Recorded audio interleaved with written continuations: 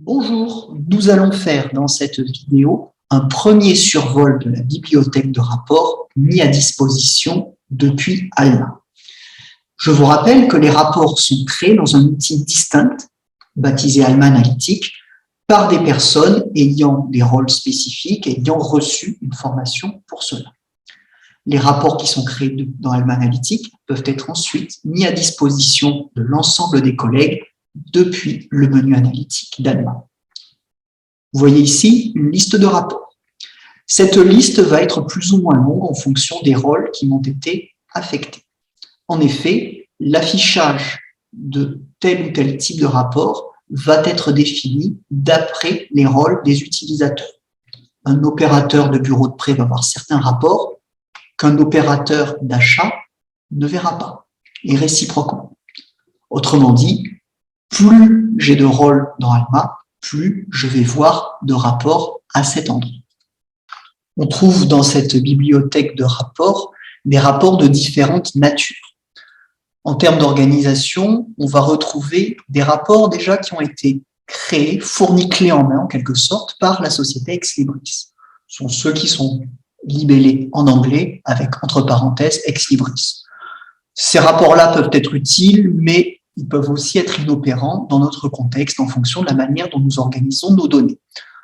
Ils seront sans doute à un moment ou à un autre masqués et s'ils sont pertinents, recréés avec des libellés plus conformes à nos besoins. Les autres rapports, qui sont eux libellés en français, sont des rapports créés par le SICD ou créés par les collègues du réseau, pour ceux en tout cas qui ont les droits pour le faire. Ces rapports-là sont de deux types. Nous avons des rapports par établissement, préfixés avec le code de l'établissement. INP, INSA, INUC, ISAE. Et si on va en bas, UPS, UT1, UT2J. Vous voyez d'ailleurs que le classement est purement alphabétique. D'autres rapports intéressent potentiellement l'ensemble du réseau. Ce sont ceux qui sont préfixés réseau. Tous ces rapports-là sont ensuite préfixés de l'indication de leur domaine d'application. AC pour les acquisitions, CAT pour les catalogages, le signalement, CIRC pour la circulation, DOC-ELEC, usage recouvre largement la circulation, et ainsi de suite. Au niveau des rapports proposés pour les établissements, on voit que certains sont des rapports d'une nature on va dire, plus institutionnels, en l'occurrence des rapports qui sont entièrement dédiés à la production d'indicateurs relatifs à l'enquête nationale ESGB. Donc, il va falloir se fier à l'intitulé de ces rapports pour se repérer. Les rapports réseau, on le verra plus tard dans une autre vidéo, sont souvent accompagnés de ce qu'on appelle une invite, c'est-à-dire un sélecteur qui permet de déterminer précisément le périmètre d'application de la requête.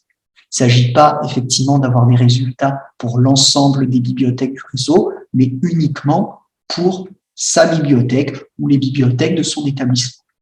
La requête est commune, mais le sélecteur va permettre de choisir là où les bibliothèques pour lesquelles la requête doit s'appliquer.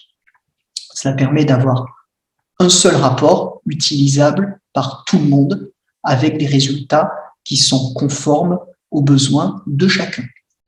Voilà, nous verrons dans une autre vidéo de manière plus précise comment fonctionnent ces différents types de rapports.